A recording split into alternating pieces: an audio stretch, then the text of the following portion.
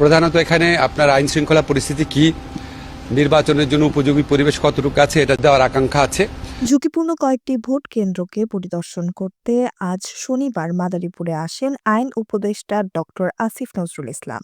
এই সময় মাদারীপুর জেলা ও দায়রা জজ আদালতের বিচারক রকুনুজ্জামান, মাদারীপুর জেলা প্রশাসক মোহাম্মদ জাহাঙ্গীর আলম, পুলিশ সুপার মোহাম্মদ এহতেশামুল হক, অতিরিক্ত জেলা প্রশাসক মোহাম্মদ আল নোমান, সদর উপজেলা নির্বাহী কর্মকর্তা ওয়াদিয়া শাবাব সহ অনেকেই তার সাথে উপস্থিত ছিলেন। আইন উপদেষ্টা বলেন, জেলা প্রশাসন ও পুলিশ বিভাগে প্রস্তুত আছে। বাংলাদেশ স্বাধীন হবার পর গুরুত্বপূর্ণ নির্বাচন এটি। এই নির্বাচনে দুটি বৈশিষ্ট্য আছে: পোস্টাল ব্যালটে ভোট হচ্ছে, প্রবাসীরাও প্রথমবারের মতো ভোটাধিকার প্রয়োগ করতে পারবেন। আমাদের প্রবাসী ভাইরা প্রথমবারের মতো ভোটাধিকার প্রয়োগ করতে পারছে।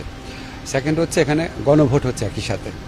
আমরা সবসময় যেটা বলেছি, আমাদের এখানে আমাদের যে পূর্তমন্ত্রী আছেন উনি এসেছিলেন, আমিও এটা আপনাদের মাধ্যমে যারা মাদারীপুরবাসী আছে আপনাদের প্রতি সম্মান এবং শ্রদ্ধা জানিয়ে বলছি, আপনারা ভোট দিতে আসবেন।